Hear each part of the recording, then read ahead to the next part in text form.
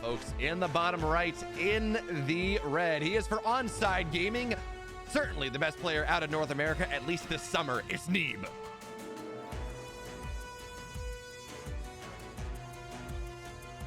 And his opponent, spawning up at the top left for Dragon Phoenix Gaming. It is Cure.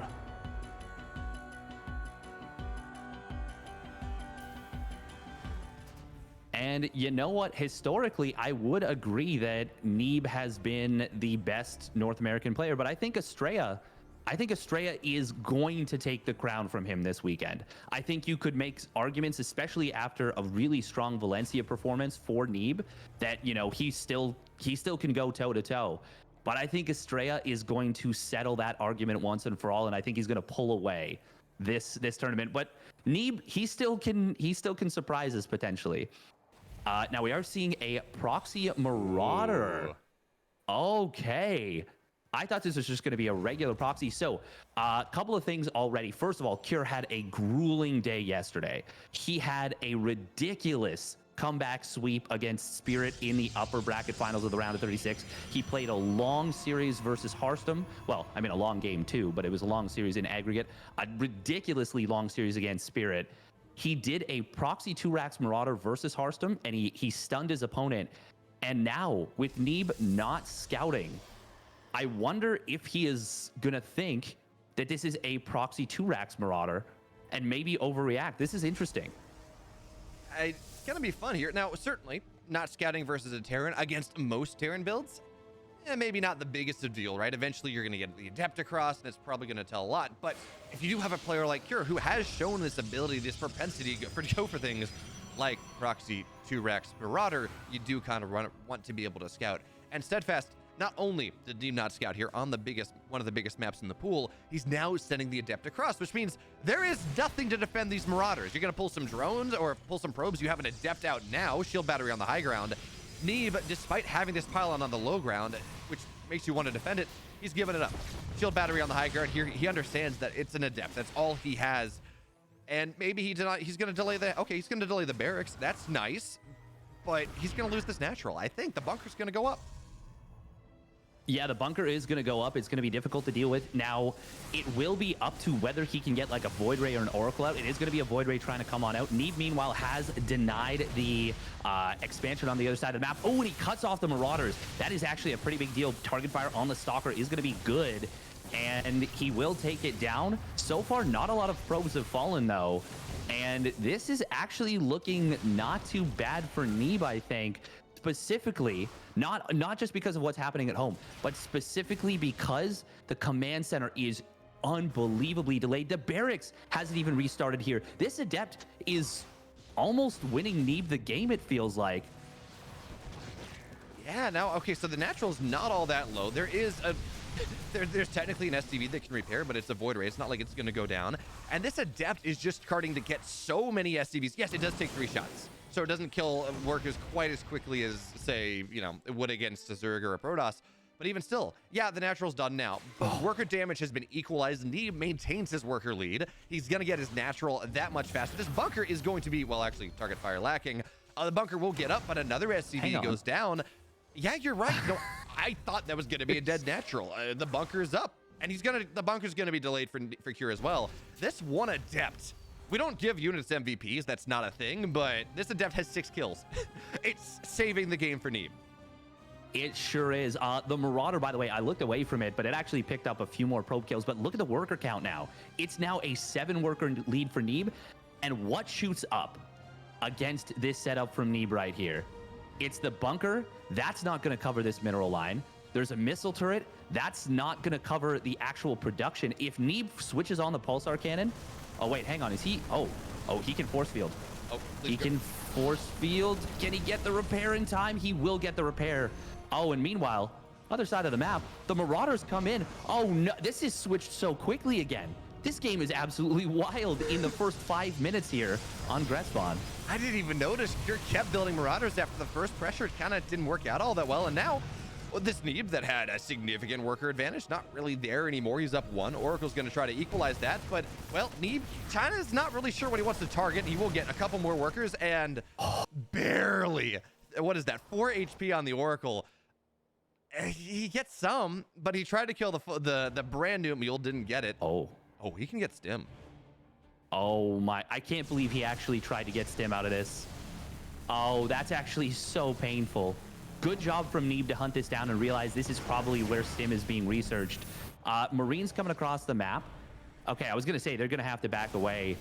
God, this game has gotten so weird already, and we've seen flashes of brilliance from both sides, but we've also seen some very... we've seen a couple of troubling mistakes from Neeb. But really, it's just a weird game, so you can't really take too much away from him. And you got to focus on the positives, which is that he's done a pretty great job of handling a lot of his opponent's moves. I think going for the bunker was more of just a greedy play than anything. And I assume he probably thought there was like a missile turret or something in the mineral line, and that's why he didn't set up on there with the Void Ray and Oracle. Because if he had, he would have killed probably even more workers. But it has not been a good day to be a worker on Gresfon. 13 SCVs, or pardon me, 13 probes, 12 SCVs. Yeah. So, Steadfast, I gotta wonder though on that bunker bust attempt whether the force field was kind of the key play, or whether Guardian Shield might have, because then you don't lose the Adept. And that probably still would have been the force field play. Regardless, though, this move out from Cure, Stim is a long ways off, and yeah, Blink's a little bit further away from Neeb as well. But remember, Stalkers, they're almost infinitely microable against unstim Marines. Even playing around with the high ground, hey, Cure, I got news for you. You're revealed, you're revelated. It doesn't actually matter that you're playing around with the high ground here. Even as Neeb, not going to lose a single Stalker, and he's killing off so many of these Marines of Neeb, or of Cure. The move out, it's just not gonna have any power behind it. Not just yet. No, Stim is done now, but combat shields, that's actually kind of the bigger deal here, is that combat shields could have been finished by now if that Stim didn't get sniped on the map. But because it got sniped, he wasn't able to use this second, or well, now it's the second tech lab. He wasn't able to use the first tech lab to get Stim and really do much with this. I gotta compliment the micro Cure there. The stutter step really got on top of everything. Oh, but now we're gonna see it, these Marines stimming on forward. They will get one Stalker, and they keep the reactor alive. Keeping that reactor alive is a pretty big deal because, of course, Cure is trying desperately to get out medevacs in order to be able to, you know, get aggressive on the map, to heal up his units and make sure they don't just get massacred slowly over time by these Stalkers. Now we got a Dark Shrine behind all this. Neeb, he's already on 58 probes. He's on a great economy. Cure, though, will he be able to sniff out this Dark Shrine? Because it is a little quicker than usual. Now, there's already obviously the missile turrets in the mineral line, so in this case, it's not exactly necessarily the best usage of of resources on this Dark Shrine. But if he can slip them in on top of the army, maybe we can get some work done. He's actually, oh, never mind. He's going to just counterattack with this, sending... Oh, where is he sending them right now? Can't really follow the wireframes, but this push has got to do a lot for Cure. Steadfast, yeah, it's an all-in, right? It's 5 racks on 2 bases. Cure, I'm actually really worried for Neeb. Yes, he has DTs, but he's got +1 on the way as the Sing goes forward. Those are incredible force fields, though. As he looks to hold the high ground, Cure has to back up out of that one. But the problem is, okay, charge is going to get done now, but Neeb is committed so heavily to his tech here. DTs don't get much of anything done. Yeah, they're all, okay, there's 1 in the third base. 2 of them go down. Cure is all-inning against a Neeb that has been committing to everything but his production. Gateways are only just now getting finished. So yeah, Neeb, you held on very well. It doesn't matter because Cure stimming onto the natural probes. You're going to have to get Bulge Shield Battery. Not nearly as powerful as it once was, so +1's going to be nice. It does not save this game. Neeb had the wrong read. He thought Cure was going to get a third. He does not. The charge lots here, there's just nothing. And while Neeb did a great job holding on in the early game and getting counter damage, he had the misread in the mid game, and Cure takes a 1-0 lead. I really wonder what would have happened there if those DTs had just been sent slowly against the army. I think there's a chance. I think there's a chance that he could maybe buy time. As it is, Cure, he is so good at TVP. I've always been a massive fan of Cure's TVP. I've been saying for years that it's consistently top 3 TVP in the world, and I mean, he shows it right there. Even after a rough start, those 2 extra Marauders, they kind of saved the game for him. Not only did they kill a good number of workers and really equalize the damage that he'd suffered, but they forced the recall and took all the pressure off of Cure at home. And honestly, even above that, Steadfast, the fact that Neeb got a Dark Shrine, he got a Forge. He did not get his. He got 3 or 4 extra gateways, but they were done as the pressure happened. And there's no excuse for not scouting that. He had Stalker's Blinky in the main base. He had Double Oracle. He was around Cure's base for a while. The fact that he went for the greedy build as if Cure was playing macro instead of cannons, maybe shield battery. If you're going to get the Forge, cannons, shield batteries, getting your gates faster, really getting yourself in position to defend against what was an all in from Cure. It's a 5 racks. There was no third command center on the way. Cure had no intention of taking that game late unless it's okay. My all in doesn't totally win. I'm going to go and I'm going to lift my main base to my third. Neeb had every bit of information, or at least the ability to gather every bit of information that he needed to make that read. And unfortunately, he just didn't. Yes, it ends up being a really tough situation. And the fact that he rallied one of the DTs to the third is super telling, that he just didn't understand exactly what was happening, or he, like you said, he misread a little bit. And it's tough. It's tough because a lot of things went very well for Neeb in the early game, but against a player of Cure's caliber, you cannot slip up. And we saw it yesterday with Spirit, where Spirit kind of took his foot off the gas a little bit, let things slip just ever so slightly out of his grasp, and then all of a sudden Cure reverse sweeps him. And it's not as simple as that, because Cure had to absolutely grind that series out yesterday at best of 5 versus Spirit. But it does show you the grit, determination, and just massive skill that these Korean players can display. I mean, it's not just Koreans, but we're used to seeing the players on Dragon Phoenix Gaming specifically make situations like that, impossible situations, into victories. Yeah, no, certainly. But luckily, Steadfast, first of all, this is the group stage. So even losing a series does not put you out of it. Again, going down 0-2 is a bit of a problem. But even still, is the best of 3. We're going to move on to a bit of a shorter map for game 2. It's going to be Royal Blood, and it's kind of a cool map, right? With the proxy gold, or not with the proxies, but with the external golds. You know, things like that. It has, like, you have the Force 4 bases, and it technically is an 8 base map, but you have that second level that are a lot harder to take. It's good for aggressive play, which, as much as I love, you know, a player like Neeb, I want us to go to game 3. That, especially considering Cure's aggressive tendencies in this matchup, that does strike me as something that is going to be, Cure's going to be very happy about that. Yeah, certainly. There's a lot of room for Doom drops. Cure is someone, and I wonder if this is going to change with the Viking change. He is someone that will play like pure medevac bio and not play Vikings for very long periods of time in TVP in an effort to out multitask his opponents. Now, he doesn't have to do that, but it is something that he will do pretty, I would say, reasonably consistently. And it's going to be interesting to see if he ends up doing that here. Yeah, it's going to be fun. As, by the way, update, folks, we do have a, there we go. We're good. I was going to say, we do have the ability to, we're about ready to get started into game number 2. All right, we got the go. So, Steadfast, we talked about aggressive options. We talked about how this map has some interesting things on it. So, given that, do you think we're going to see more of the same from Cure? Some sort of proxy, maybe Proxy Reaper this time, some sort of aggression into follow-up aggression? Is this going to be the map he tries to play against that idea and go for something more of like a 3CC play? What do you know, where does Cure take this map advantage that he has? How does he try to twist it into a series victory? Well, I mean, the first thing is, does he proxy? Because he's shown that he's actually more than willing to do so. And then the second thing is, well, I don't think, if he doesn't proxy, I think he's just going to play the way we're so used to seeing Marine play. If you ever tune into his stream or you watch him in the weeklies, where he loves his 3-1-1. He loves being aggressive, and he loves trying to, hit his opponent early. But we're going to get into it. We're going to see, and we're going to try and dissect this game for you guys. And folks, in the bottom left, in the red, he's down a game. He was in great position to take it, but unfortunately did not quite identify what he needed to.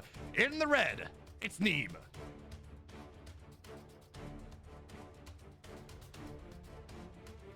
And his opponent turning water into wine with that last game for Dragon Phoenix Gaming. It is the indomitable Cure.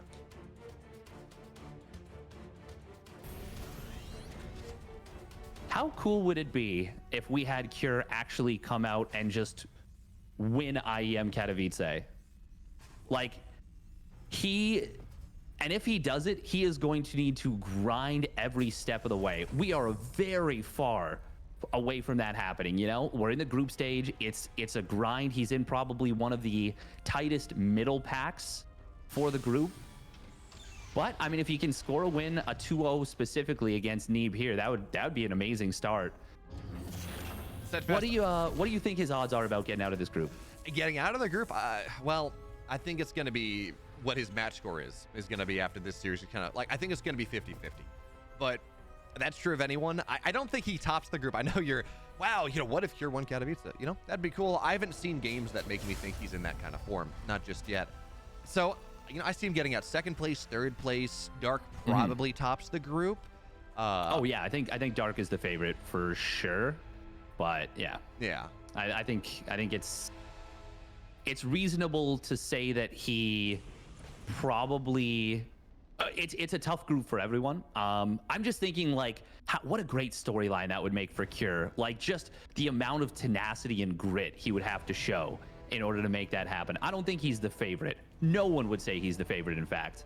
But what a cool storyline that would be, just because a lot of people think of him as just another generic Korean Terran, and I think that's really unfair. You know, Steadfast, you know what would also be cool? Parsim won at Katowice. Came back from being knocked out and found his way in because, you know, something happened. That would also be cool. Rule. Yeah, so, like 7 of the players like end up eating some really bad Chipotle, and they're just too sick to compete, and they're like, well, we're gonna have to bring the captain back in, and the people are like, but he got knocked out so much earlier, and it's like, well, remember that Chipotle we were talking about? It turns out it was also the other players that finished ahead of him too. So, you know, the show must go on, and it needs a captain. Oh, we're going to see a grab coming in from Neeb. Great defense against this little play. Oh, the units will slip through. But with shield battery in the natural, he's able to avoid losing probes initially.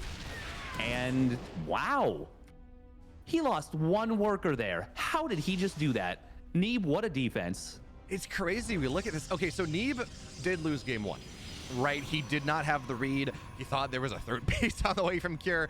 Cure had 2 additional barracks. Those happen to be very different things. But his early game defense, outside of those 2 Marauders that came in after the defense had happened, because who the hell builds 2 extra Marauders after it's held?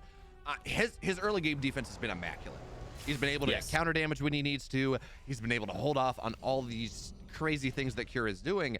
It's when the mid game happens. It's when we go to 3 bases. It's, you know, maybe not having those reads where he would like to be, which has kind of been causing problems. But look at this. What's in this meta bag? It very much kind of a beyond idea of I'm just going to take a clam. I'm going to take a kitchen sink. I'm going to run across the map. 4 Marines, a Cyclone, Liberator on the way behind this.